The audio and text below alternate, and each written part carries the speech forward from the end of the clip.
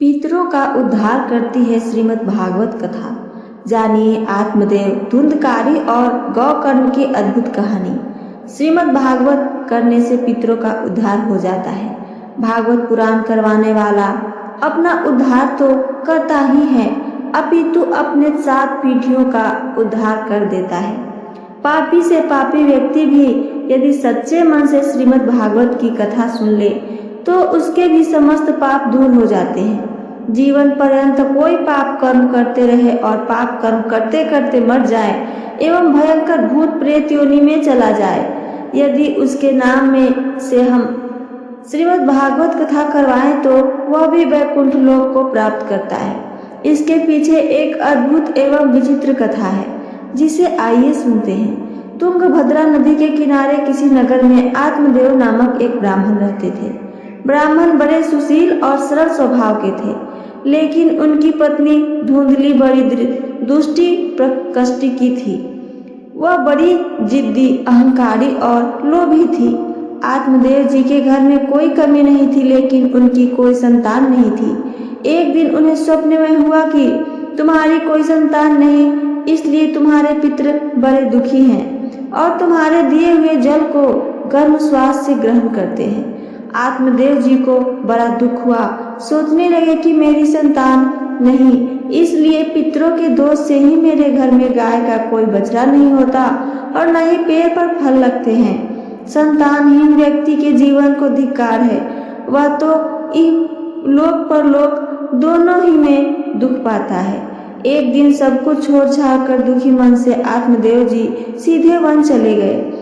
2-3 दिन तक वन में विलाप करने के पश्चात एक दिन उन्हें वहां एक महात्मा के दर्शन हुए और अपने दुख का कारण बताए। महात्मा ने आत्मदेव जी को एक फल दिया और कहा कि इस फल को अपनी पत्नी को खिला देना, इससे उसका पुत्र हो जाएगा। आत्मदेव जी घर आए और अपनी पत्नी धुंधली को वह फल दे दिया। धुंधली ने सोचा कि ये पता नहीं किस बाबा से उठा लाए हैं, फल खा के कुछ हो गया तो चलो, संतान हो भी जाए तो उसे पालने में कितना कष्ट उठाना पड़ता है। मैं गर्भवती हो गई तो मेरा रूप सौंदर्य ही बिगड़ जाएगा। ऐसा सोचकर उसने वह फल घर में बंधी बंध्या गाय को खिला दिया और आत्मदेव जी से कहकर 6-7 महीने के लिए अपनी बहन के घर चली गई। कुछ महीनों बाद बहन का पुत्र लेकर लौटी और आत्मदेव जी से कहा कि मेरा पुत्र हो गया। आत्मदेव जी बड़े प्रसन्न हुए और धुंधली के कहने पर उस पुत्र का नाम धुंधकारी रख दिया। इस धुंधली ने जो फल अपनी बंध्या गाय को खिलाया था, उस गाय ने भी एक सुंदर से बालक को जन्म दिया, जिसका पूरा शरीर मनुष्य की तरह और गाय की तरह उसके कान थे। इसलिए आत्मदेव जी ने उसका नाम गौकर्ण रख दिया।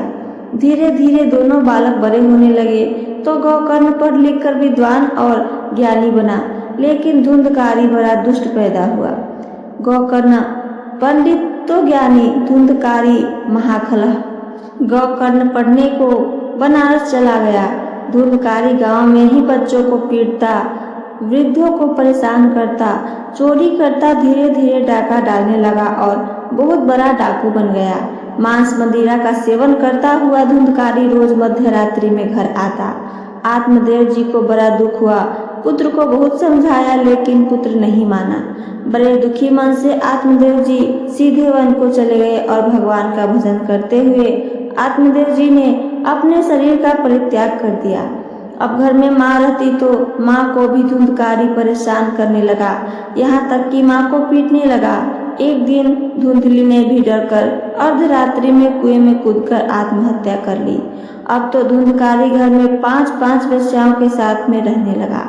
एक दिन धन के लोभ में उन वेश्याओं ने धुंधकारी को मदिरा पिलाकर जलती हुई लकड़ी से जलाकर मार डाला और धुंधकारी को वहीं दफनाकर उसका सारा धन लेकर भाग गई।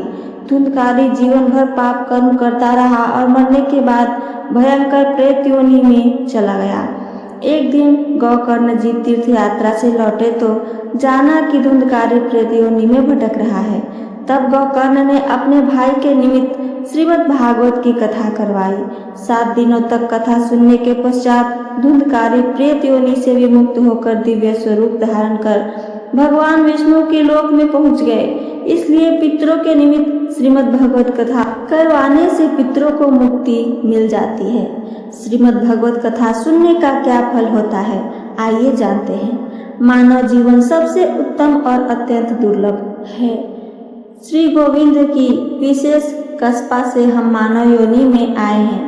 भगवान के भजन करने के लिए ही हमें यह जीवन मिला है और श्रीमद् भागवत कथा सुनने से या करने से हम अपना मानव जीवन में जन्म लेना सार्थक बना सकते हैं। श्रीमद् भागवत कथा सुनने के अनंत फल हैं। श्रीमद् भागवत कथा सुनने से मनुष्य को आत्मज्ञान होता है। भगवान की दिव्य लीलाओं को सुनकर मनुष्य अपने ऊपर परमात्मा की विशेष अनुकंपा का अनुभव करता है। श्रीमद् भागवत कथा करने से मनुष्य अपने सुंदर भाग्य का निर्माण शुरू कर देता है। वह इहलोक में सभी प्रकार के भोगों को भोग कर परलोक में भी श्रेष्ठता को प्राप्त करता है। श्रीमद् भागवत कथा मनुष्य को जीना सिखाती है तथा मृत्यु के भय से दूर करती है एवं पितृदोषों को शांत करती है। जिस व्यक्ति ने जीवन में कोई सत्कर्म न किया हो, सदैव दुराचार में लिप्त रहा हो, क्रोध रूपी अग्नि में जो हमेशा जलता रहा हो, जो व्यभिचारी हो गया हो, पर स्त्रीगामी हो गया हो, यदि वह व्यक्ति भी श्रीमद् भागवत की कथा करवाए तो वह भी पापों से मुक्त हो जाता है। जो सत्य से विहीन हो गए हों, माता पिता से भी द्वेष करने लगे हों, अपने धर्म का पालन न करते हों, वे भी यदि श्रीमद् भागवत कथा सुने तो वे भी पवित्र हो जाते हैं। मन, वाणी, बुद्धि से किया गया कोई भी पाप कर्म, चोरी करना, छंद करना, दूसरों के धन से अपनी आजीविका चलाना, ब्रह्म हत्या करने वाला भी यदि सच्चे मन से श्रीमद् भागवत कथा सुन ले तो उसका भी जीवन पवित्र हो जाता है। जीवन पर्यंत पाप करने के पश्चात मरने के बाद भयंकर प्रेत योनि यानी भूत योनि में चला गया व्यक्ति के नाम पर भी यदि हम श्रीमद् भागवत की कथा करवाएं तो वह भी प्रेत योनि से मुक्त होकर मोक्ष को प्राप्त कर लेता है। इन सब का निष्कर्ष क्या है, आइए वो भी आगे सुनते हैं। पुत्र कुपुत्र हो सकता है, लेकिन श्रीमद् भागवत कभी कुकथा नहीं होती। यह जीव को ईश्वर से जोड़ने वाली वह डोर है जो हर जन्म मरण के बंधन को काट देती है। इस कथा को सुनना और करवाना मात्र एक धार्मिक कृत्य नहीं, यह आत्मा की मुक्ति का सबसे श्रेष्ठ मार्ग है। इसलिए संत कहते हैं, सुनो भागवत कथा। अगर पितरों को मुक्त कराना है, जीवन को सार्थक बनाना है और मृत्यु के बाद भय मुक्त होना है तो प्रेम से बोलिए राधे राधे, जय श्री कृष्ण। ये थी मेरी आज की कथा। मेरी कथा आप सब पसंद आई हो तो चैनल को सब्सक्राइब करके वीडियो को लाइक करना ना भूलें। साथ साथ अपना एक प्यारा सा कमेंट करके हमें ज़रूर बताइए। सुनने के लिए धन्यवाद।